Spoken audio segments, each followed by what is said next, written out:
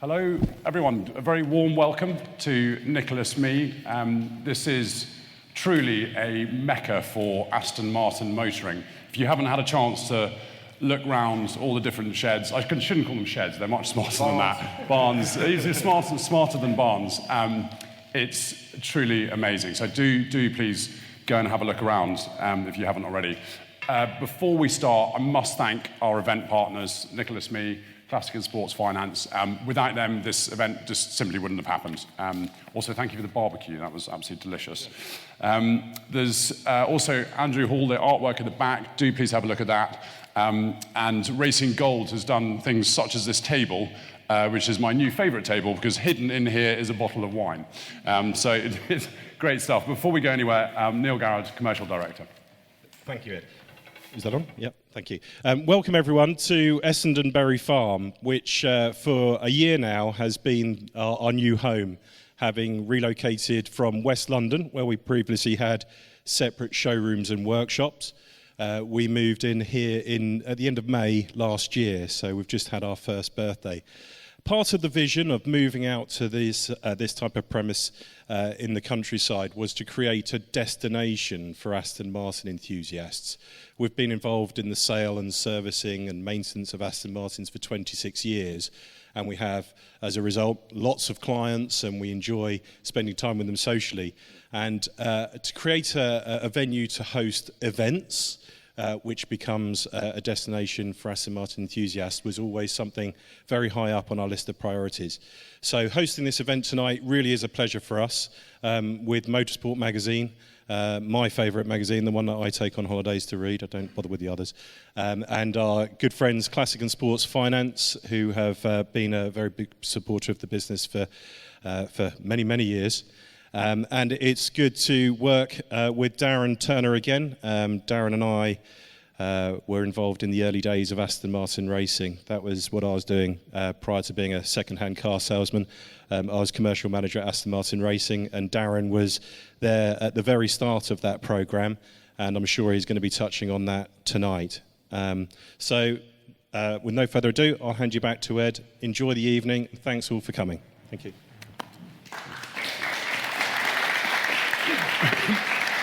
So many of you won't know me. I'm Ed Foster. I'm here to sort of keep things roughly on track. Joining me is Simon Aaron, the features editor of MotorSport magazine. And Simon, if you go to Race Circuit, he'll be there taking photographs. If you go to London Zoo, he'll be there taking photographs. But also an intimate knowledge of motor racing history. Obviously, the meat of the evening, Darren Turner, he doesn't need too much of an introduction from me because you will all know him.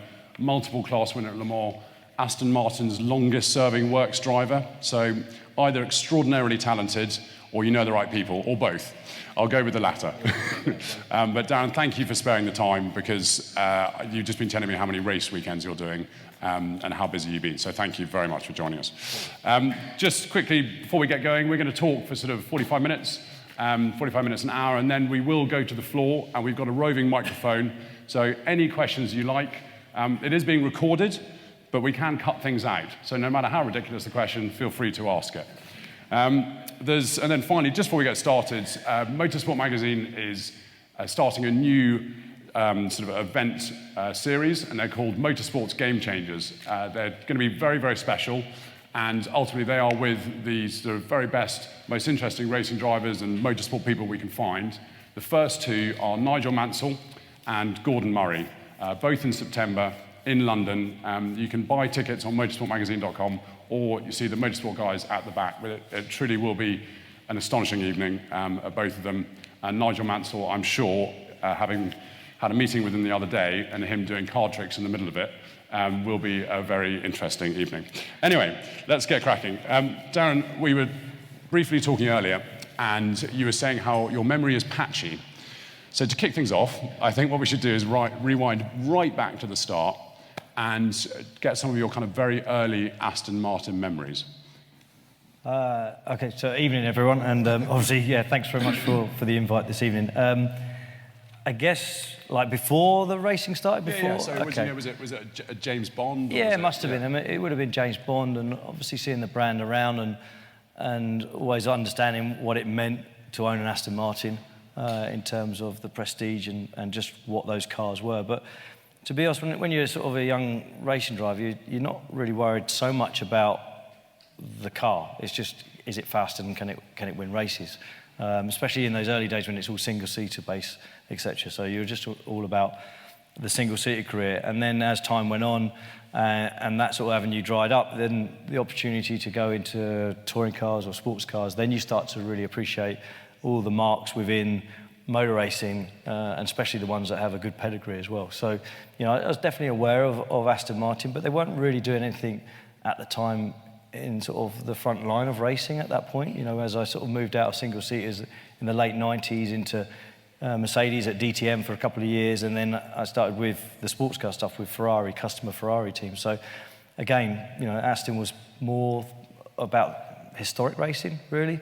So, as a sort of a driver trying to carve a professional career, it wasn't so sort of at the front of my mind as a mark that I should be in, because they just didn't have anything to go racing with, realistically.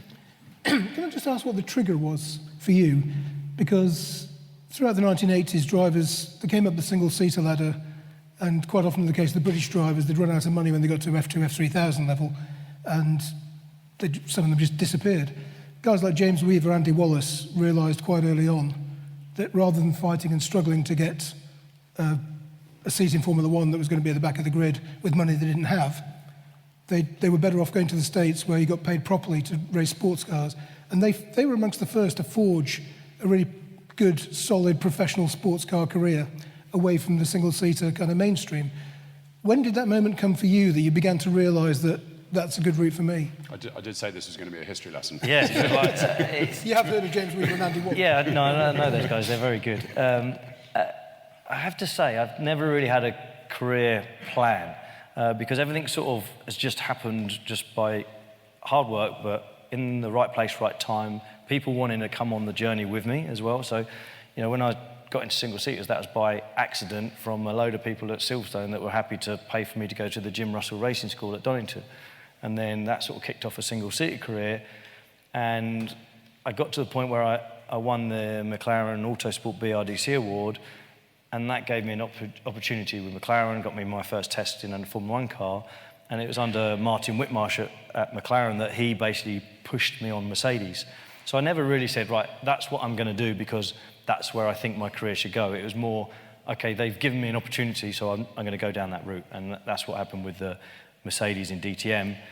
And then ultimately I got sacked from Mercedes, and then you're back on the market, and I had a year of sort of just trying to tread water and find something to race, even if it was for free. And I did, you know, I just started earning some money from driving from Mercedes, and then I had a year of not earning any money from racing cars to then getting an opportunity with a privateer Ferrari team. So it wasn't a choice in terms of my choice, it was just what the opportunity was available at that time. So that was it, basically.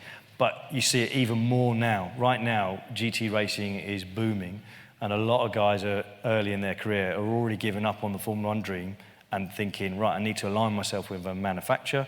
That's where I can earn a living, and the only place that the manufacturers are spending money and paying drivers is effectively GT racing right now, or sports car racing.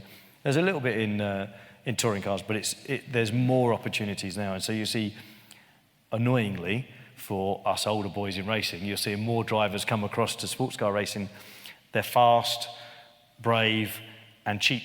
So, you know, from that point of view, it's quite annoying. You know, you hope that your experience outweighs, you know, the benefits of a younger driver. And I think that's what's kept me within the sort of the squad up until this period. It's quite interesting, isn't it? Because when I did a bit of one-make racing a million years ago, you do a Renault 5 race, and the average age of the drivers was about 70 or something.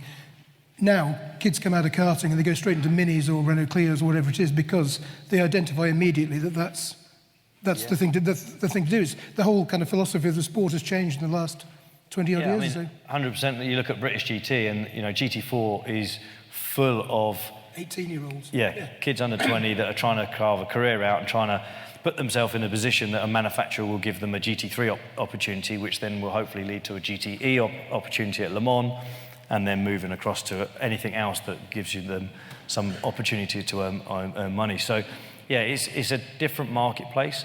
And I think, right now, I was at Silverstone at the weekend for the British Grand Prix, and an amazing race. And Formula One is still the pinnacle of our sport, but the opportunities for drivers to get there are reducing.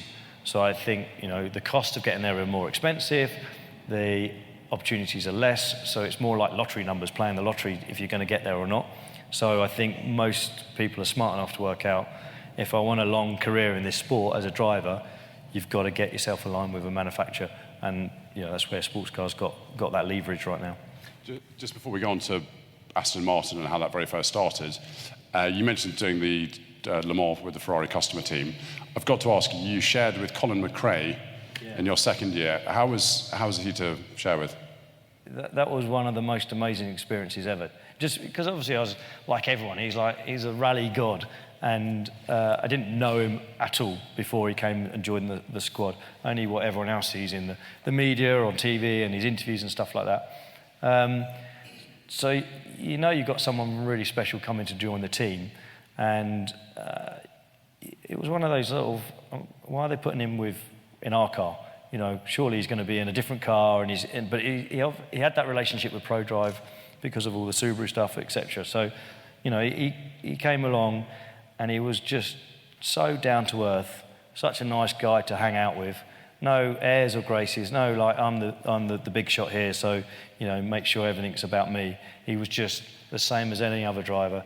Just there was a bit on I think on the test day where we were trying out seats. Well, I don't think he's ever had to do a seat mould, which is then compromised because there's two other drivers in the car. So he's trying to work out how he can fit in the car the best way for him, but also works for us.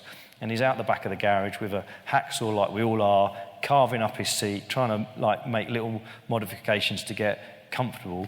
It's not like he's just told a mechanic to go out there and fix my seat. He's just hands-on, getting involved.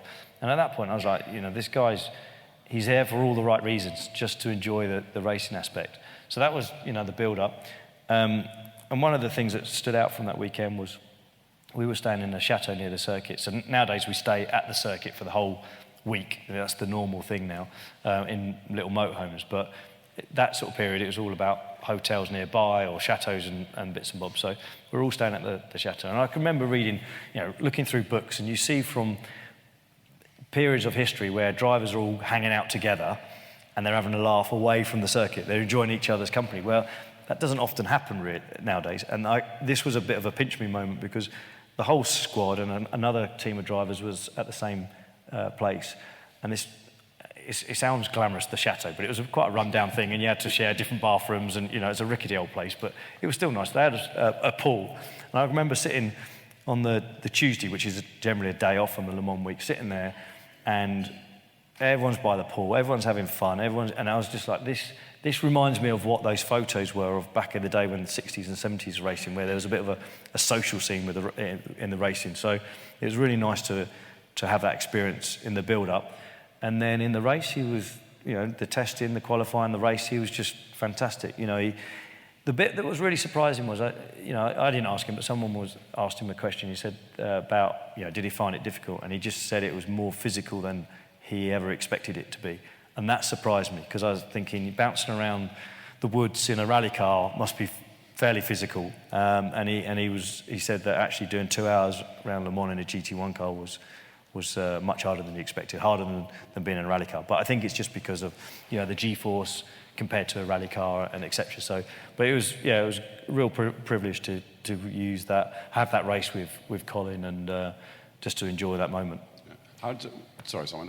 What was your first experience of Le Mans like? Because I think you hear from some young drivers that they don't fully appreciate what it's all about, and it's only when they actually get there it hits them. Were you very aware of what it was when you went there for the first time? So I was part of the Mercedes team in '99, so I was the reserve driver. So my first visit to Le Mans and the first sort of experience of Le Mans was right in the deep end with everything that happened with Mercedes that year in '99. So I did just to remind everyone, they had cars that literally flipped going down the Mulsanne Straight and landed 50 metres from the circuit. Yeah, it wasn't a great year for them. Yeah. So, and I don't think they've been back. So it was one of the... Funny enough, Astons have never done that. So. Yeah. And it wasn't just the Mulsanne Straight either. They did it in Indianapolis, on the road to Indianapolis, just everywhere. Yeah, absolutely. It was, Mark Webber did it on 2 consecutive laps. But it was one of those, like, okay, this is nice to be the reserve driver. So I've done all the testing in the car, so I know the car, but I come to this event with no pressure. I could just watch, see how it works, go behind the scenes, understand how the whole race works. And I'd still recommend that to any driver before they just go to Le Mans for the first time. Go the year before and just shadow a team, shadow a driver, just to experience it all. So when you come to do it for your first time as an actual driver and be part of that event, you sort of know the routine. Because it's a hard week. You know, it's not just the hard race, it's a hard week with all the build-up and all the sort of elements of the race week that you have to be involved with. So being there that week, I was like, oh, okay, this is quite nice. I get to do the hospitality with Mercedes and, you know, just have a nice time. I went out on the circuit. I went places that I shouldn't have gone because I had the time to go and do it. And at no point did I think I was going to be in the car. So I think Mark flew on Thursday evening. And so that was the first time the car took off. And obviously the car was heavily damaged in that accident. And then, and Mark was pretty beaten up from the first flight. And so the team were like, okay, you need to get yourself prepped mentally because you're going to be going out on warm-up Saturday morning, the next time the cars will run. So at that point, the whole fun part of being at Le Mans disappeared. And I have to say, I was really scared because I'd done no laps at Le Mans because I didn't do the test day. There wasn't simulators back then, so the only thing you could do was use grainy videos of what was going on. And you know, the idea of going out Saturday morning for 30 minutes and then going to be in the race was too daunting, really. But they said, look, Mark's in a pretty bad way Thursday night. I'm not sure he's going to be ready for Saturday morning. Get yourself ready. So all of Friday, I was like looking as much data as I possibly could, trying to absorb, asking all the other drivers, what do I do at this corner? What do I do at this corner? And then, thankfully, Friday night, Mark's been in, had some treatment. I think he went off to the swimming pool to sort of try and loosen it all off. And you know, Friday night they confirmed that Mark's good to go and he's going to do the race. So I completely relaxed at that point. And it's like, okay, that's nice. I can just enjoy this race. It was Saturday morning warm-up on the outlap. Mark flew for the second time. So that would have been me on my first ever lap of Le Mans if Mark hadn't felt okay on Friday night. So, yeah, and that probably would have been the last time I'd ever gone to Le Mans because I would have been, no, that's not for me, this 24-hour racing. So, yeah, it was one of those weekends. There was a huge amount of pressure from within the team with what was going on. It wasn't a very nice atmosphere from the beginning, really, because of, the pressure of doing a good result in terms of what I could see looking in on the team. And then, obviously, when that happened, it was a game changer as well. So, to be fair, I was surprised that they took the start having two cars fly before the event. They took the start, but they did. And then, unfortunately, Peter had his big accident, and that was the end of that, really. So, but yeah, that was my first experience along. So the second time was 2003, going back with the ProDrive 550 Ferraris, and it was much more enjoyable. Did you have any? I know quite a few drivers who come off the single-seater ladder and they've got kind of sniffy impressions of Le Mans. I'm talking back in the sort of 90s. The single-seater career had stalled and they find a sports car drive and they think Le Mans for old men, and then they go there and they realise, wow. I mean, did you have any preconceptions before you went? No, I guess the only thing I thought was I didn't realise it was such a sprint. And it's become even more of a sprint as the years have gone. Even in my first experience was 2003, so what's that, 17 years I've done it now. So even in that period, the pace has become hotter every year, the level of competition. Not that it wasn't already competitive, but the cars are now even more reliable than they were 15 years ago. The competition's gone up. There's more cars in each class.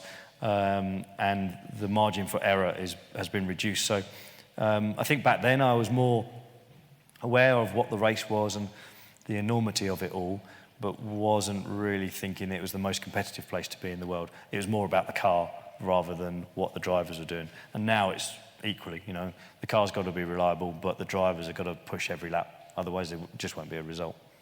Do you feel it's a shame in some ways that the prototypes are there? Because the battle in the GT class over the years Aston, Ferrari, Porsche, Corvette, several others. I mean, the competition in the GT class has traditionally, in the last 10, 15 years, been incredibly intense. Yeah, I certainly think right now, you look at the GTE with, I think we had 17 pro cars this year with Aston Martin, Ferrari, Corvette, BMW, Ford and Porsche, so all great manufacturers. And the AM class is equally as competitive with some super fast drivers. You know, there is pro drivers in that class, so, you know, again, those guys are putting in some great performances. So yeah, you have to say GT racing at Le Mans is the most competitive, but it's always going to be about the fastest cars. And unless they make GT the fastest cars, we put on the show, and it's probably more competitive, but it's about the overall winner, which is, it's annoying when the Rolexes only get given out to the overall winner. That is really annoying. So that's probably the most disappointing thing, and especially in the last couple of years, because it hasn't been the most competitive in LMP1 in terms of overall number of cars. And so, you know, I think last year it was the Porsche. Sorry, when Porsche was last in it. It was in the box for a couple of hours, and it still overcome the LMP2 car that was leading at the time. And it's sort of, yeah, I don't know what you're fighting, because it's not a wheel-to-wheel battle like it is in GT racing. But sometimes the LMP2s put on a good show as well. And so, it will ebb and flow. You know, there's going to be times when the top class will put on the best show. And at the moment, it's all about the GT cars. So what do you get for winning the GT class? A Timex or a Swatch or something? Just a trophy. So it's like if you do Daytona 24-hour, each class gets a Rolex. Yeah. And then at Le Mans, it's like, especially, I'm not bitter about it, but... No, clearly. And I don't want to harp on about it, but in 2017, you know, we won, and it was a great fight all the way through. In lots of GT cars were leading at different times. The race went to the last sort of 4 or 5 minutes, and it was an epic battle in that race. And that was just a trophy.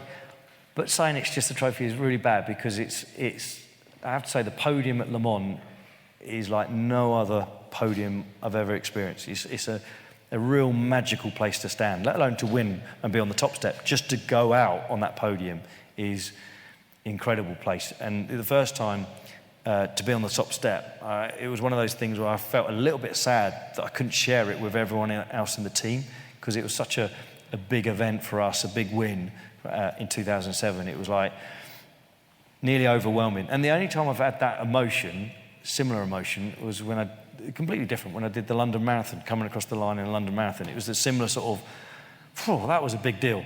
And so, yeah, it's such a magical place. And my parents don't come to many races, but I do remember one year, it wasn't a year when we had a win, but it was before that on a podium.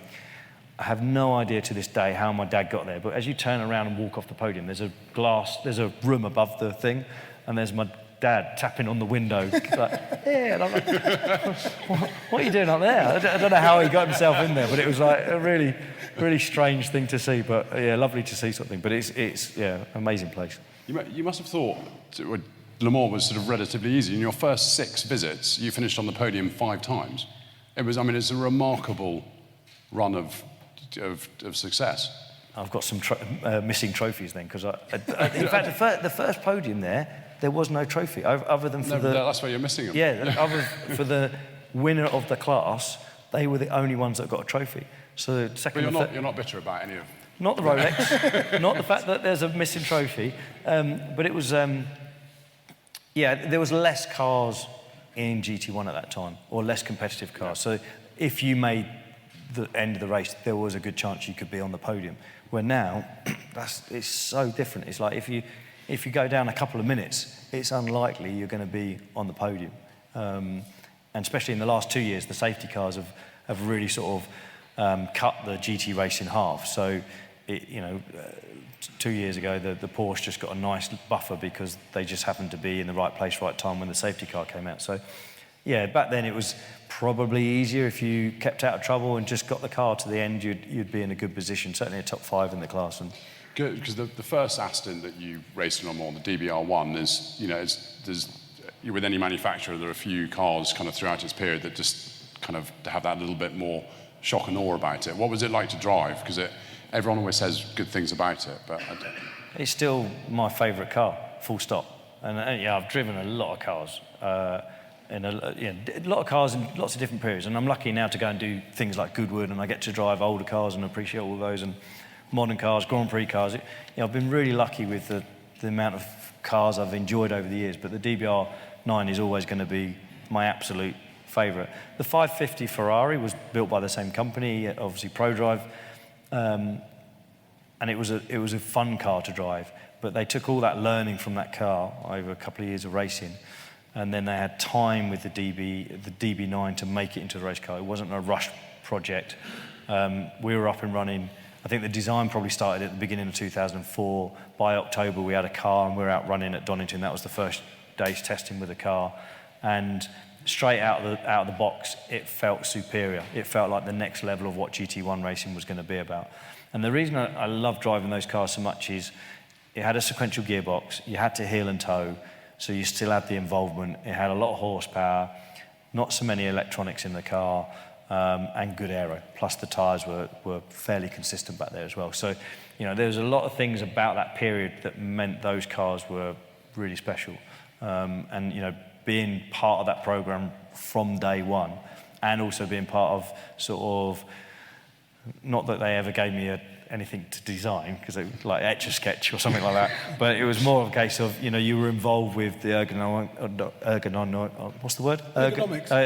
of the car, from the design and from the early build-up in the factory before we went to the racetrack. So that was really nice to be involved with that, to get everything as simple and as easy to operate as possible. So, and it's completely different.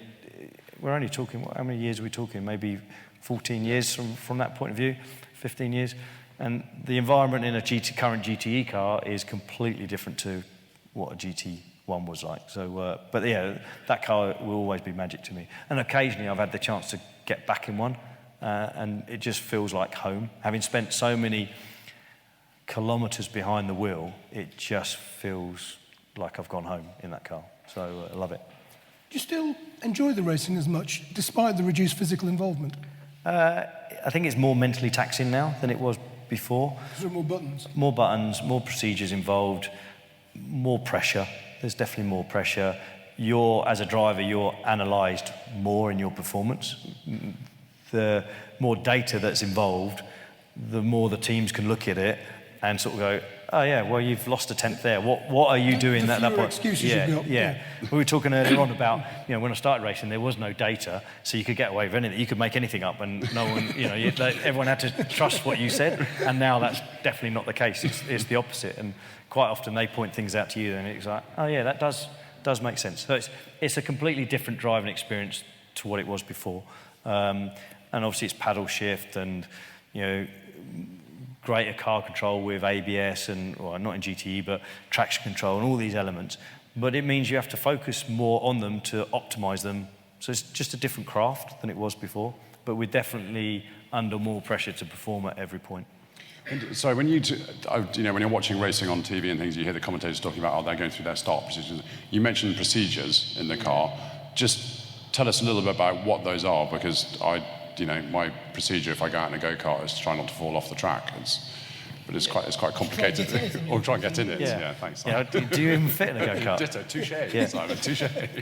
It's we have like a big what-if document that is, something we as drivers are meant to memorise every element of that document. How does that go with you? Not so good.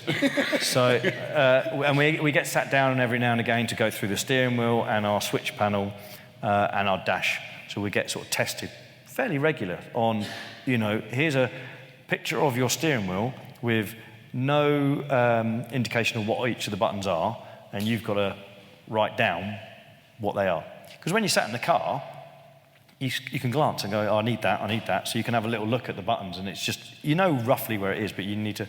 So to make sure that we're fully in tune with everything, and so that it's subconscious, we get like this test, basically. And then the switch panel's got 21 buttons on that. There must be, I don't know, 15 on the steering wheel and stuff like that, and then there's lots of things on the dashboard and that. So they're basically making sure that, given any circumstance in the race, with any issue with the car, we know what to do, because if the radio fails, then you might, because the thing is, it's always get the car back. Whatever happens in the race, get the car back. So they want you to be completely self-sufficient to understand what's needed to get the car back in case the radio fails. So it's understanding all those procedures to get through.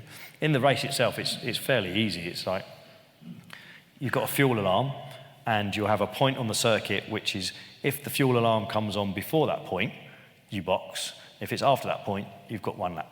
And that's on a normal racing circuit. Le Mans is a bit different because the regulations means you can't do more than 14 laps in our class. So there's less to even think about at that point.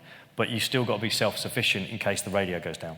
That's the whole key of it, really. So, and yeah, other than that, the procedures are fairly sort of, you make adjustments to what the car, TC, brake bias, those sort of elements that you can change. There's little trick things within the gearbox selection. So like, as tyre wear is increased as the stint goes on, you'll have more issue with rear locking. So you can use the brake bias maybe to go forward, but there's always a point where it's too far forward. So you can do things with the engine that will help with the rear locking. So there's all these things, parameters that you can adjust to try and make sure you optimise the car at every stage of the 1 hour stint that you're probably going to be in the car. Have you had any particularly difficult car rescues at Le Mans or anywhere else? Where you've been stranded out in the countryside somewhere with a spanner and... I've had punch. The worst one was Nürburgring 24 hour. I think we were on Yokohama's that year, and I had a blowout. And obviously it's a narrow track. There's not much area to work on. So all the cars if you're doing 24 hour racing, you have toolkits in the car. So there was no way, because I was probably 16 kilometres from the pits at this point, there's no way I'm going to get all the way back up the hill with this blowout. So I pulled over to the edge of the track.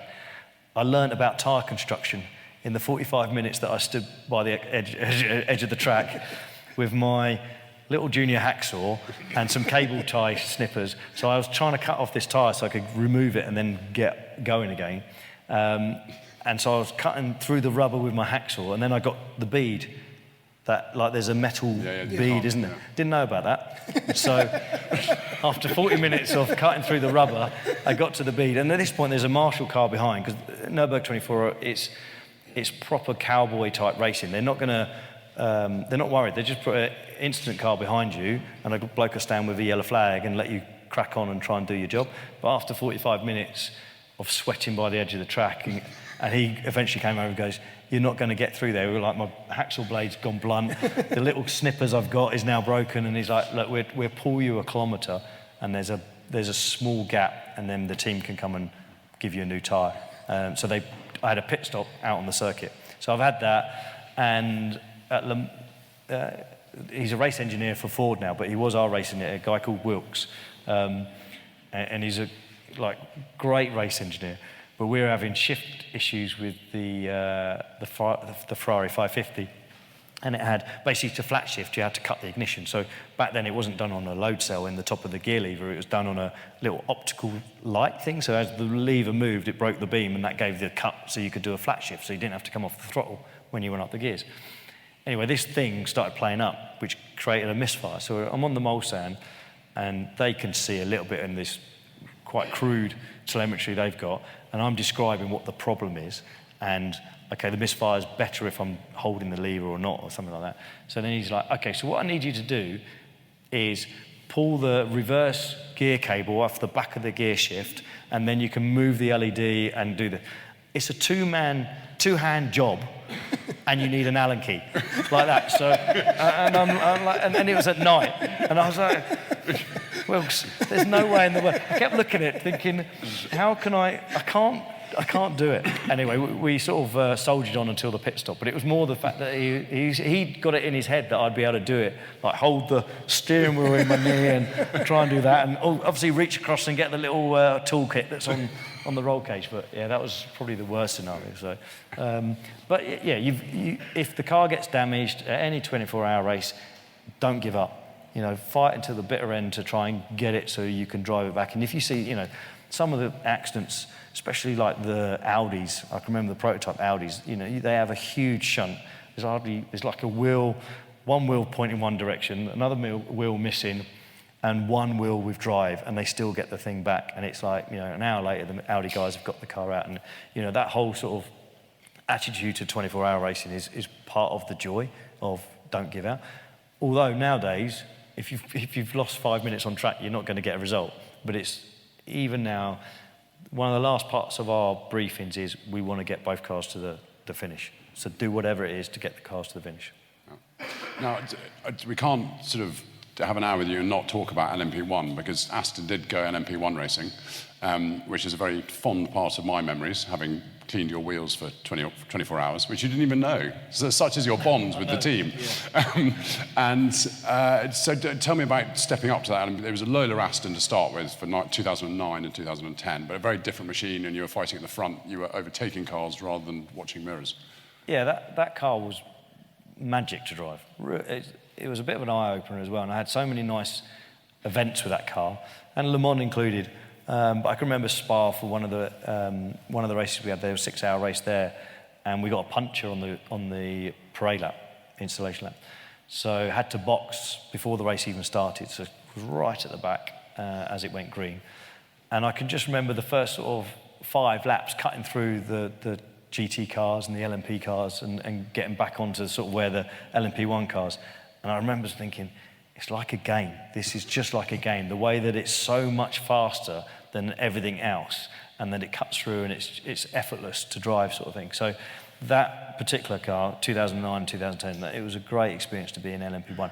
Obviously, with a V12 petrol, you needed to be in a diesel at that point. But even so, I think at Le Mans, our best lap was 2 or 3 seconds off what the diesels were doing at the time. So it was, considering it's such a small program and done on really small budget, it was, you know, again, David and Goliath type experience in terms of we weren't ever going to be on the level of the diesels, but at least we put a good show up. And the nice thing was the car sounded epic. And even now, you know, I can, if it's on a demonstration, or sometimes at Le Mans recently, they've had them out in the Aston support race, and you know, you can hear it miles away, and you know, oh, okay, that's the LMP1 car. It's such a beautiful sound. And I think, well, I can remember, I don't know if it's true or not, but I can remember someone saying in the design office that, okay, we're not going to win on outright pace, but it's got to look good and it's got to sound good. And part of the exhaust was done in such a way just to make sure that that was maximised as well. So 2 or 3 seconds in that. Yeah, we've probably compromised the overall performance for a great sound, but it was a great car, but it's still quite basic inside. You know, when you jump back in it now, and again, I've had the chance to drive it recently, but it's how much all these cars move on and how quickly they move on and everything else. And obviously that was a highlight, driving LMP1, that particular LMP1, and then we came back in 2011, and that was a bit of a low light in terms of Aston Martin Racing's history in you know, since 2005. But yeah, it was brave and lack of budget, lack of time, and that was the result. But it was one of those things that we sort of shelved and moved on pretty quickly. Amongst all the historic stuff you've driven, have you had a chance to drive the 1959 winning car? Not the winning car, no. But I did drive a DBR1 at Goodwood at the Festival of Speed once up the hill, and I've driven it recently at Le Mans, just from the Dunlop curves through Tete Rouge and back again for some filming. So I've had a bit of experience with that car, and there's a number of cars from that period that I've had the chance to get behind the wheel. The DBR1, considering it's completely open, it's still so hot inside the car. Because nowadays they really concentrate on the heat transfer between the engine bay and the cockpit. You know, there's so many different materials used to make sure that's minimised, as well, and all these things that make a big difference. But obviously, then it was like the hot engine can heat up the bulkhead, and that was it. And you know, the day we did the filming at Le Mans, it was, I don't know, probably late 20s, and I was surprised my feet were hot on the pedals. So it gave you some idea what they were going through back in the day. And the bit that I still cannot get my head around is they did those races with 2 drivers. You know, I don't know how they did it back in the day with just 2 drivers. You know, it's hard to drive that car, let alone drive it on the limit, and then having to do minimum 12 hours in the race with a teammate. So yeah, different era altogether, and It was good. I like driving the old cars because it gives me a good understanding of what racing was back in those days and the level of driver talent as well. Are you happier, though, that you grew up or you started racing when you did? Or do you think you'd have preferred that old, tough, to hell with safety era? I think I'm more old school. I honestly think right now motor racing is becoming more sanitised. And there's a lot of people who say that's great, the safer it is, the better it is and everything else. But I also think part of the appeal is the risk and challenging yourself with that risk. And it's a conversation that comes up a lot. There's a balance, and I think we've gone too far at this moment. The car safety, keep improving that and everything else, but if they keep removing the challenge of the circuit and the spectacle, then it just becomes a fairly sort of mundane sport, really. And it's always your choice to go and race.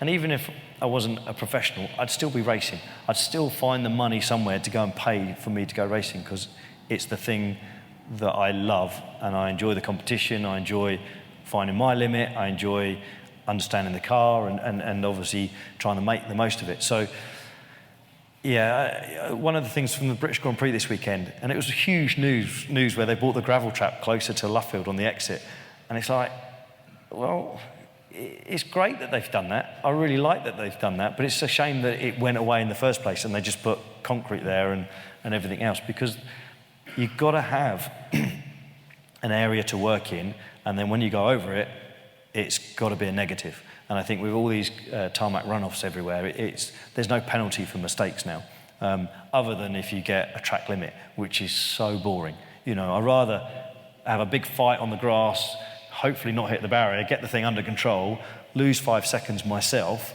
and then get back on the track, rather than, oh, this is beginning to get a bit of a moment, I'll just open the steering wheel, use a bit of tarmac, and then I might get away with a penalty, or I might not get a penalty, sort of thing. So, I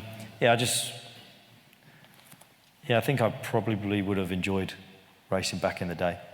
But I enjoy, the thing is, racing's racing. But the thing I really like is getting the experience of like the Goodwood Revival and Silverstone Classic next weekend as well, because, the cars dance. That's the thing about old cars. They're like, they float. They move around on the straight. They don't want to brake. They don't want to turn. You're in this constant dance with a floating car, and it's really nice to get one of those old cars on that sort of drift and just start to move it around. Where a modern car, it's pretty much in a groove, and your angle is negative on lap time, so you're just trying to keep it within the restraints of its limits, really. Because last year at the Revival, you raced the DB2, and Ford Water Trophy, which you won, and then just got driver of the meeting for, which you did get a watch for. I did, yeah. You did get a watch, yeah, finally. Great. But those cars, you turn up just on the weekend, and you're showing the car before qualifying, and you get into it and race it on quite a lot of the occasions, because you've got your own cars that you race, but is that not quite a difficult thing, and you've got an owner kind of there watching you, and it's a very different thing to being a professional driver at Le Mans? It's my weekend off. It's just literally I'm there because I want to enjoy it. My wife loves it because of all the dressing up and the ball and everything else. So, considering how many weekends I'm away anyway, it's nice to get like a free pass. They're always a Brucey bonus, aren't they? So, the fact that she can come and make a nice weekend of it, and a lot of other drivers, wives and partners are down there as well. So, it's a great atmosphere. And for sure you turn up at some stage, and the first time you'll see the car will be qualifying. And the owners, I guess I think the reason you get invited back is because you respect the owners' cars. And in all the time I've raced there, I've only put a few scratches on a couple of cars, no big damage or anything like that. So you should start building up a bit of a reputation with other owners. Okay, you can put him in the car because he's not gonna put it in the wall, hopefully. That I don't want to get to the point where I'm going to Goodwood and it's all about performance, because then it's a work weekend.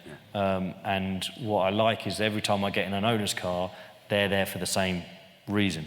If suddenly I had an owner saying, you've got to win this race, I'd be probably like, okay, you need to find someone else to do it, because that's not what that weekend's about for me. It's about enjoying the event, enjoying the cars, and enjoying the owners as well. And like last year, it's a Hamel, I think, which is the first time I had an experience in a Can-Am car.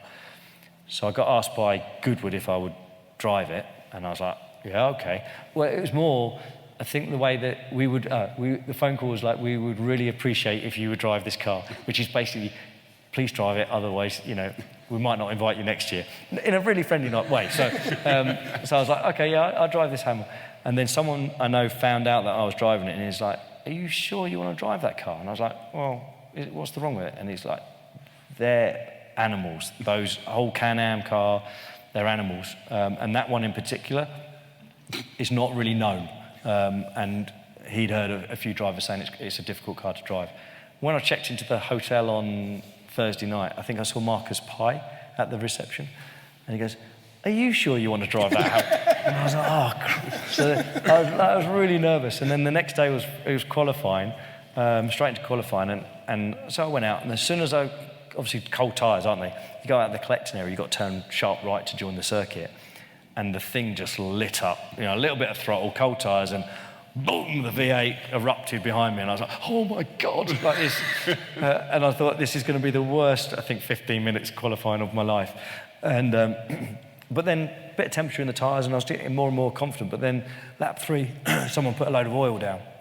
So that was pretty much the end of qualifying. But somehow ended up third on the grid. And I was like, quite happy with that. First time out in this car, and it's an animal, and I've ended up third on the grid. And then I had a great race with Rob Huff.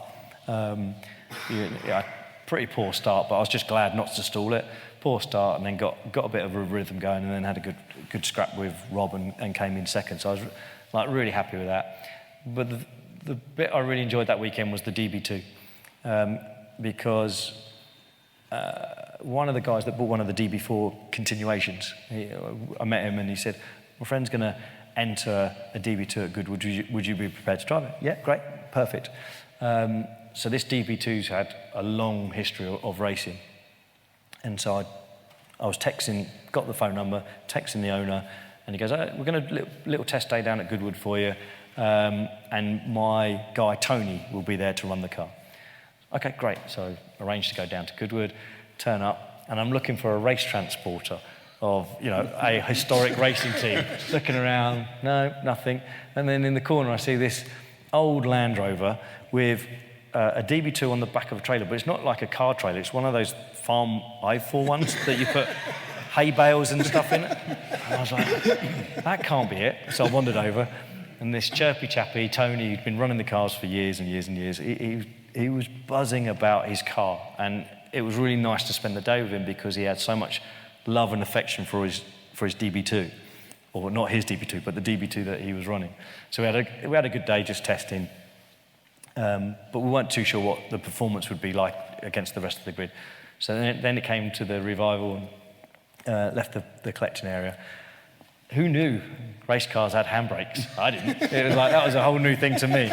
So I did the whole qualifying with a handbrake on, and I was going around thinking, there's the smell, but What were you saying about never denting or scraping cars? Yeah, but that's neither. That's just burning them. So there's the smell, but I thought, maybe Tony's put new brake pads in, and that's, he just forgot to tell me bed them in. So we came in, and somehow, again, on the front row for the race, and then Tony's face dropped when he's looking at the drums and how hot everything is, and sort of pokes his head in the car, and the handbrake's still on, and he goes, have you just put that back on? I'm like, no, I didn't know you had a handbrake, let alone. So he had to go and find a car, original DB2 owner, that evening. So on the Saturday, had to go and find a guy, I think 50 miles away, that had a DB2, standard road car DB2. Take the drums and the pads, or do you call them pads on drums? Shoes. Off that. So we had someone else's drums and shoes on for race day. So we're lying on the front of the grid. And there's Sam Tordoff in the 356 next to us, so he's on pole. I'm sitting there and thinking, well, as long as I don't stall, I can just get in a little rhythm, and it'll be a nice little race. He stalls, so off I potter. It didn't have the best start, so we dropped a few places. And then I finally got back into the lead. But the screens at Goodwood are great because you can see the racing, especially in one of these really old cars because they're quite slow. So you've got more time just to have a little look at what the race did. So I knew Sam in the 356 must have been doing well because every time I saw the two screens, I could see the 356. And then I'm trying to see at the timing screen at the bottom what the gap was. And then suddenly I'm picking him up in the mirror as well. And I'm like, oh, please, can I just get to the end of this race? And he closed within 5 seconds. So he had a fantastic race, but just sort of went round and round and round. But it was really nice to get a win, especially for Tony and the car owner, because it was for them. It was a big thing that their car was at Goodwood, and I just got to enjoy them and the car that weekend. So it was really nice. You've had a fantastic, varied career in terms both modern and ancient and modern machinery. Are there any circuits yet that you'd love to race at, but you've never visited? So I think now there's MotorSport. I'd like to go there. I missed out on the opportunity when I did British Touring Cars because there was a clash with American Le Mans Series race, so I was a bit gutted about that. And Macau. Although I've been to Macau many times just to watch friends race and just to have a good time, I've not actually done it other than in a mini motor taxi. So I think they're the two circuits left. I did have Bathurst on my list, but I was lucky enough to go out there a couple of years ago and get to enjoy that race as well. So now it's just those two circuits really. So one car, one circuit, what do you choose? It would be the DBR9, and it'd be I think Nordschleife, just because I don't think anyone's had a GT1 on the Nordschleife, so I think it would be Nordschleife. And this year we had Le Mans, so we had Le Mans one weekend, and the following weekend Nürburgring 24-hour. And for a 24-hour race, they can't be any more different. Le Mans is huge pressure, and big crowd, everything's analysed. I wouldn't say it's the most enjoyable event. It's definitely the most special event in terms of what it means to the teams and the drivers and everyone involved. But the enjoyment's taken out probably because of the pressure involved in performance sort of thing. Then the next week you go to Nürburgring 24-hour and it's the complete opposite. It's pure enjoyment because every lap is completely random. You don't know what's around the corner. It will be crazy. There'll be stuff that happens and you're like, I cannot believe that's just happened and they're still letting us race. The weather makes a big difference. Someone on the side of the track trying to saw through their tyre. Yeah, that's the least of your things to worry about. But I think the first time I did Nürburgring 24-hour, a Mini had a big shunt. It's on fire, but as we came it's at night. As you came down the foxhole thing area, the Mini's at the bottom on fire. You know it's okay because the driver stood there looking, annoyed. The next time, because it's a 9-minute lap, next time you come round, the fire's out, but the Mini's just a sort of a wreck. But then the track's completely covered in water where they've doused the thing. So that's now a big problem because you're going on slicks, having a big moment. And then you go around the next lap, nothing. It's all gone. Mini's gone, water's gone, because it's such a big lap and it takes so long. They can have aircraft-size accidents and 2 laps it's all gone. And there's no safety car. It's literally, they slow you down in that little period and then you're free to go again. And it's old school racing, and that's what's so magic about it. You were saying earlier about having the sort of safety vehicle behind, but I mean the safety vehicles there are big blinking trucks, aren't they? Which are going around at the same time as you lot. I mean, you can pass a breakdown recovery truck, and then there's intervention vehicles, which are generally just some sort of estate car with a yellow light on the top, and they're there to sort of help if you need it to help, and also to let people know that, as you're coming up on that sort of area, that there's something going on. But the biggest thing is because it's such a big circuit, there's thousands of marshals involved. And like a modern race, Le Mans, the race director sees everything. Where that track, because it's so big, it's like how I presume it's always used to be, where the marshals are self-sufficient to a point. So they've got to assess what's going on, then make a decision on what the right procedure should be. And because of the slow zone areas and stuff, they've got to make it happen. So, it's not always clear what's going on. And then the amount of cars, I think the one time I did it, there was over like 210 cars in the race. So there's a lot of cars to get through. The level of the cars is huge. The level of drivers, the difference in drivers is huge as well. So there's weird stuff that goes on that you wouldn't experience at Le Mans. Now, we're going to come to readers' questions any second now, so do you have a think about what you'd like to ask? I thought it'd be quite nice just to bring it up to date. I'm wary of opening a can of worms with just a few minutes left, but can you just kind of tell us a bit about what happened at Le Mans this year? Because you put it on pole, and then you were saddled. There's balanced performance in GT racing, so all cars are kind of leveled out. Yeah. And then in the race, you just dropped back because you were saddled with so much weight. Is that about right? Sort of. Yeah. It's close. That's the story. Sort of. So in the WEC Championship, there's the BOP, and you have to have BOP for GT racing. So it's sort of one of those things that everyone hates, but it's like, if we didn't have it, the racing wouldn't be as good, budgets would be through the roof, and this gives more manufacturers the chance to be involved with GT racing. If there was no BOP, you wouldn't have a BMW on the grid. You know, the car wouldn't fit within that sort of the performance window as it has done for the last season. So you've got to have that mechanism in there. For many years, the BOP's been a little bit who shouts the loudest. So what they've done is come up with a mechanism for all the WEC races where it's an auto BOP. So they take certain laps, certain drivers, and they work it all out, what the difference in the cars was, and there'd be minor adjustments from race to race. And it could be 2 kilos, or it could be a very small difference in horsepower, maybe 4 or 5 horsepower. So that's the thing. As the season goes on, the performance between the cars gets closer and closer because the auto BOP brings it there. So the hardest thing is when a new car comes into the championship because they don't know where to pitch it to start with, and it takes a few races for them to understand where its performance window is, and then that's what happens, you know. So any new car coming in, if they pitch it too high in its BOP performance, it's like, well, it's coming and it's won straight away, which wouldn't be a good starting point. So generally, the cars start off now a bit below. Le Mans, because it's completely different from all the other circuits, it has a standalone BOP figures, etc. So this year, it looked quite close. Everyone's fairly close on lap time performance in the Wednesday and Thursday night. Marco goes out, and he goes out early on the Thursday. He pops a time in, no traffic, no yellow flags, and it's a good time. He did a good lap, used the tyres well. I think he had a bit of a toe on a couple of straights. So you think, that's brilliant. That's been, it's a great lap.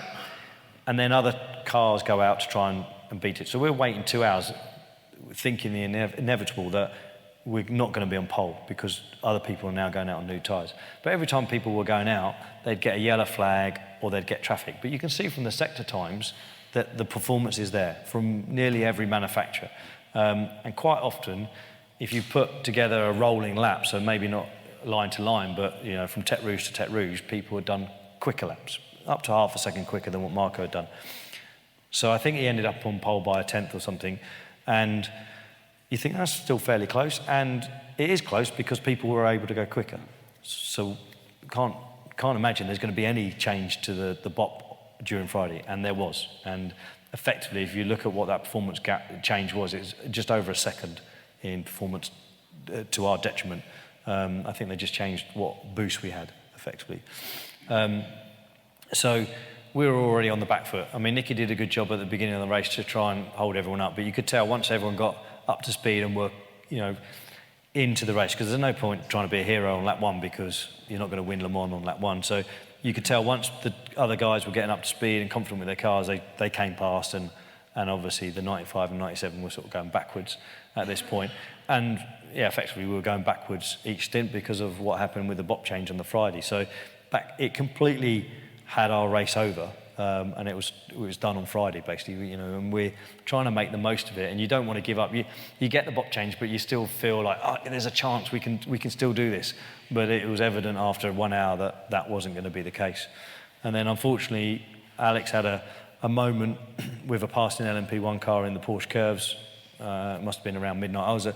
When that first happened, I'd only just left the motorhome because I was about to get in 95. So he had a moment. He was able to get the car back. So they're repairing the car in the garage. And then all eyes went on the TV because Marco had gone in the wall and he had a technical failure basically under braking, and it was a big accident. So that car was out on the spot. They got 97 running again, and that went to the flag, but obviously quite a lot of laps down at that point. So the disaster started on Friday with the BOP change. But, 2017 was an amazing year for Aston Martin at Le Mans. New car, 2018. It was exactly what you'd expect. His second race with the car, straight into a 24-hour race. We didn't have outright performance, but to get any car to the flag in a 24-hour race in only its second race is a big achievement. To get both of them there without any issues. And because we didn't have the performance, the technical boss was like, drive the car as hard as you can. Hit everything you can hit on curbs and stuff like that, because we're not going to... Oh, it was like freedom, absolute freedom, because we're not going to win it on pace. So we should use this as a learning experience for coming back in 19. And, we did have the performance, but it was taken away. Yeah. Right, we've got Laura here, who's got a roving mic. So if you've got a question... Thanks, Laura. Please just put your hand up. There's obviously, I'm wary that there's... Laura, there's one to the front here. I'm very worried that obviously we've only scratched the surface, so feel free to dive in. Hi, Darren. Hi. I'm amazed at Le Mans, the speed you guys do, and I can't comprehend how you get your car in the right position, bearing in mind there's all other cars around you. How far ahead do you have to think? Because you've got to get the car right to get the next corner or whatever. I don't know if I'm asking the right question, but driving's a bit like dot to dot. So you build up your reference points around the circuit, and they adjust to do with tyre wear and fuel load. So that's the thing that is adjusting. But we're not talking huge amount, with maybe 10 metres or something like that. So you start to build up a picture of the circuit, and it can be a bump, it could be a marker on the wall, it could be a line, surface change or something. There's a million things around the circuit that you can use for reference points, and that's how you build up the picture around the track and get the consistency. So it's a lot of feel, experience, using the sort of elements around the track as reference points to sort of build up that sort of rhythm for driving the track. And then you just make the adjustment for new tyres or old tyres and full fuel, low fuel, etc. So that's what's going on with just driving the track. But then there's lots of variables that are happening every lap, with people overtaking you overtaking bits of other people. So you might not be in the right spot on the track, so you've got to take into account, is the grip level the same here? Is there bumps over here that I don't know about? Is the overlap going to be okay, and all that stuff? The hardest thing, and traffic management is one of the most exciting things about sports car racing, because you've got 4 classes and we're all doing our own race, but there's still the big race that's going on, which is all of us. And traffic management is key to being good at sports car racing. And some drivers come across to it from like single-seaters and they hate it. They hate other classes because it ruins the purity of their race. I love it. I think that's part of the skill set required to go sports car racing, is to be able to focus, to manage on what different cars are doing, to sort of use the body language of the car to work out what type of driver it is, what they're trying to tell you as well, if they're defensive, if they're going to let you go and stuff like that. And it's one of the skills is like looking in the mirror, trying to work out what that car is, and then predicting where that car is going to overtake you, especially with the LMP cars. So you can start to build up a plan. Maybe it's a kilometre down the road that's going to happen, but you've already started to think about it and what you're going to do when that happens, sort of thing. So yeah, that's part of the fun of it and the skill set. You don't get it right all the time. And you'll see times when slower cars are being overtaken, and the most efficient way to do it is not to fight at the corner. Especially when you're being overtaken by a car in a different class, is to just come out of the throttle for a second on the straight, let the car overtake, because then you'll both do the corner quicker. But if you try and outbrake each other, fight for the apex and all that stuff, you'll lose 2 seconds, and the risk factor goes through the roof. So sometimes it's better to concede some time down the straight to make sure that you just make the most of the overall lap time. So it's a sort of a high-speed game of chess that's going on, but yeah, it's fun. Thank you very much. Thank you. Excellent. Any more questions? Yeah, we've got a few now. Great. Can I ask you, of all the cars you've driven, right back to the single-seaters, which is the one you've most disliked? Oh. I've never had that question.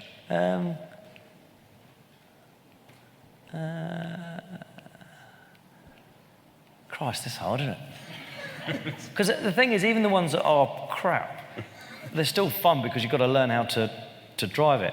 The first car I had was a Formula First that I ran myself, which in principle should be rubbish. It's an old XR2 transverse engine and stuff like that. And it used to oversteer like a bus or something like that. But it was horrendous but fantastic for all of those reasons. And that was, yeah, it was a difficult car. Did you race that? Did you? I did, yeah, badly. Yeah. Well, Yeah. I drove one. Race is not. Oh, okay. Yeah. So, yeah, but other than that, I mean, there's been cars that have been bad because the setup wasn't right on the day or the tyres weren't right, but I can't say there's been anything that has been particularly horrible. You know, race cars they're all good. Even the bad ones are good because it's still, you're racing. But. Excellent. So there are another couple that I saw. So there's one here, and then we'll work our way back. Yeah. Hi, Darren. Sportsmen in most spheres of sport get coached even when they're at the top of their game. So do you top racing drivers get coached? It's happening a lot of the entry level now. You know, that's the norm where, you know, when I started, I did the Jim Russell Racing School at Donington, and then you had some coaching there, and then that was it. You know, you basically learned the heel and toe, you learned what an apex was, and oversteer, understeer, and away you go. Thanks very much. You've done your week's course, and that was it. But now in the lower formulas, it's very common for driver coaches. There's a big market there. A lot of older drivers are earning reasonable wages because they're coaching younger drivers. But we tend to do it at the high level. It's more self-taught in terms of, especially in sports car racing, you've got teammates to work off. So, you know, we go to Le Mans, there's 6 drivers that are all doing things slightly different. You've got the data, you've got the video. So if you're not happy with where your performance is, you've got all these tools to go and help yourself to improve it. And you've got the experience to be able to look at it and say, okay, that's what I need to do for that. So it doesn't seem to be common in the top level. In fact, I don't really know anyone who sort of walks around with a driver coach, but certainly in the lower formulas, it's fairly common. But you know, with all these tools that you can analyse your performance with, it makes it easier. So that's maybe why there's not so many coaches in the top. Excellent. I think there's a couple of rows back. There's a gentleman there. Thank you. Thanks. Hi, Darren. Top job. You mentioned that one weekend was the 24 hours at Le Mans, the next weekend was the Nürburgring 24 hours. So that takes quite a fit person to do that, I'd imagine. What would be your fitness regime? Yeah. I could make something up, like every day I'm in the gym, but I'm very driver fit because I'm pretty much driving all the time. And then I try to find something as a target, like the marathon or Land's End, John O'Groats, something that means I've got to train, I've got to do stuff. And randomly, we get a health check or fitness check from the team beginning of the season and generally at Le Mans. And I've either got somehow I'm either able to trick those numbers or I'm just fairly naturally fit. So most of the drivers are got some sort of training program, but generally I don't. It's you know, like the next day, I was saying earlier, the next day I'm actually not doing something at a racetrack is the 6th of August. So then it's like to try and fit in a fitness program on that one day, you know, it's just a day I want off. You know, I want to go home, see the family, have some time, just do nothing sort of thing, because the rest of the time, you know, I'm in the sim yesterday, in the sim today, back there tomorrow, Thursday fly to Spa, Thursday, Friday, Saturday, Sunday, then to Barcelona, Monday, Tuesday, Wednesday, then Silverstone Classic, then straight to Japan so, you know, to try and fit something in. You could, but, you know, it would be a token gesture. So I think because of all the sort of travelling around, all the driving I'm doing, I don't ever find I'm out of energy in the car. And I know from, you know, we run heart rate monitors, I know I'm fairly low on that. It either means I'm lazy behind the wheel or I'm just quite relaxed. So I'm not really over 140 on the old heart rate there, so in the car. So the biggest thing for me is the driver change. That's when I get my peak heart rate is the driver change, because you've got an explosion of energy to get in and out, and you don't want to screw it up. So there's all this nervous energy as well. and then the old heart rate drops back, and then in the car, unless you're having a big scare or something, then it sits at 130, 140. So. Excellent. There was another question. There's actually one right behind you, and then we'll come over to this side of the room. Hello, Darren. Hi. I see the Valkyrie had its inaugural run at Silverstone at the weekend. Can you see yourself driving it? Yeah, I'll be part of some of that development program with the car. So Chris Goodwin's like the lead engineer, lead test driver on that car. So most of it would be done by Chris. But there's always a period when you've got to do high sort of speed durability testing. So I was involved with that with the Vulcan, a little bit with the DB4 GT continuation as well. So you'll head off down to south of Italy and use one of the proving grounds around there, and they just want to fill it up with fuel, send it, and just keep going round and round and round and round and put the miles on the car and the kilometres on the car. So at that point I will get a chance to be involved with that programme. So I've been to the workshop in the last couple of weeks to see the build before it went to Silverstone, and it's an incredible car. I mean, it looks amazing. Obviously, everyone saw it on the footage and the photos that have been sort of from Silverstone. But when you get up close to see the detail, then you can really appreciate what that car truly is and what it will be in history as time goes on. It's amazing, absolutely amazing. You know, I spent a good hour just looking around and looking at the detail bits and the materials, and just I can't really put into words just how incredible the car is. So it'd be great to finally get behind the wheel, but that might be in the next sort of couple of months or so. Well, I'm hoping it's in the next couple of months. Excellent. So were there any more questions? Yeah. Oh, we got one in the back. Absolutely no pressure. Right, because I'm the host, I'm having two actually. I'm going to start off. What's your fastest teammate? It's probably Simon Aaron when we did the Brooklands Casting Challenge. It must have been, yeah.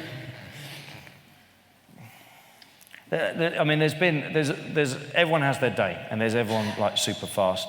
I'm trying to, you know, currently like Nicky is super fast in the team. He's able to get some great lap times out of the car.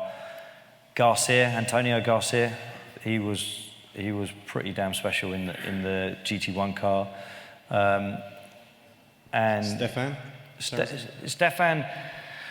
So I have a very good friendship with Stefan Mucker, and we spent a lot of time together. He's the clumsiest driver I know out of the car, one of the nicest drivers I know as well out of the car. And we were pretty similar in terms of where our strengths were. And so, again, he's fast, and another fast driver. More recently, Daniel Serra from Brazil.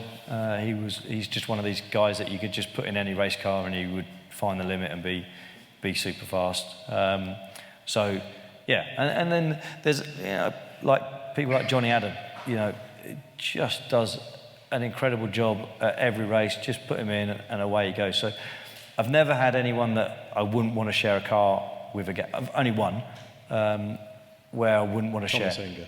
No, but Thomas, he's definitely all or nothing, and it will be a big crash or it'll be a massively fast lap time. And that's great to watch, less fun when it's your car.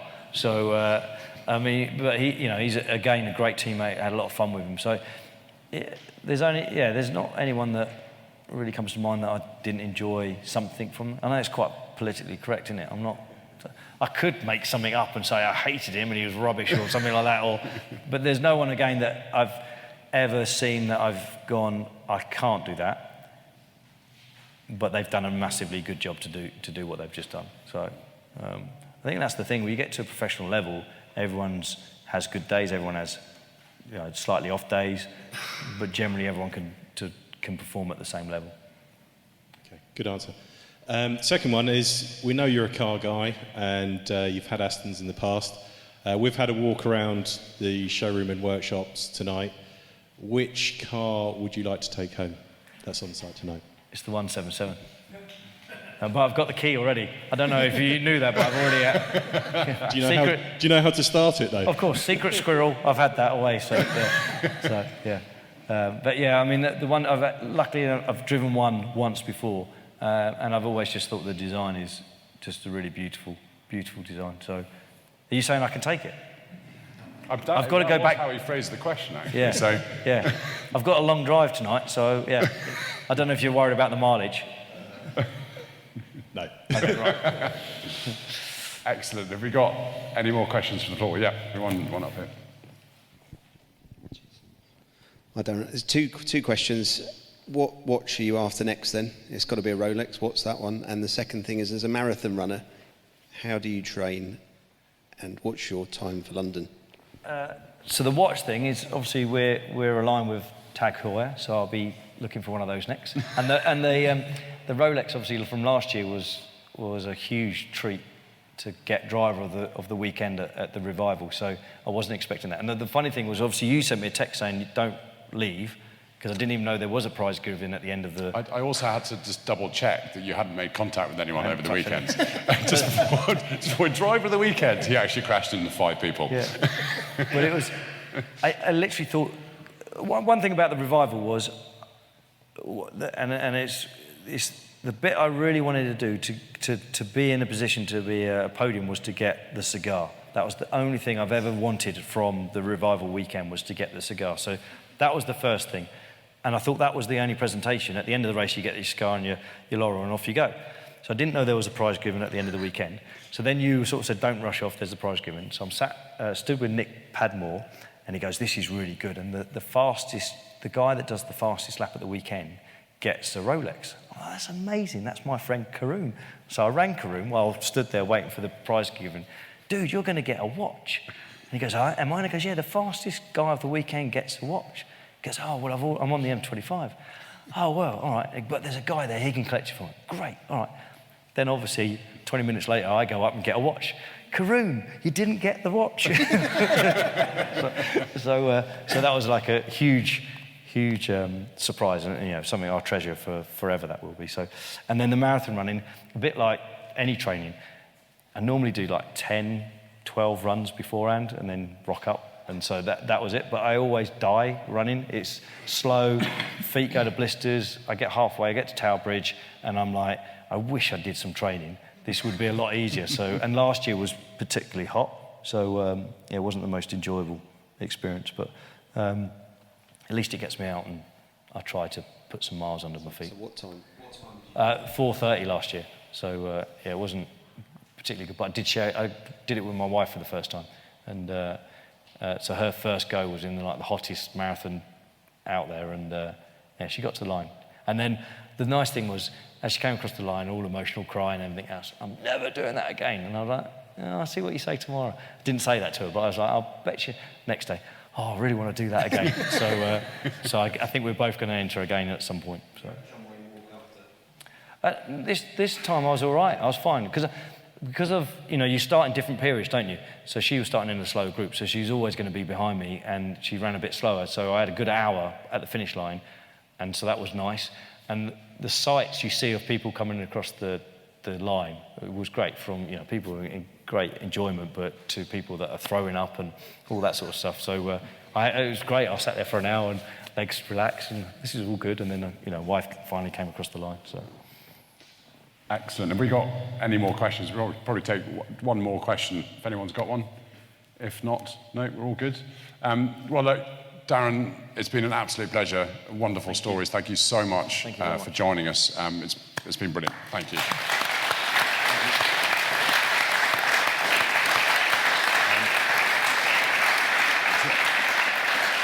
Thank you also, Simon.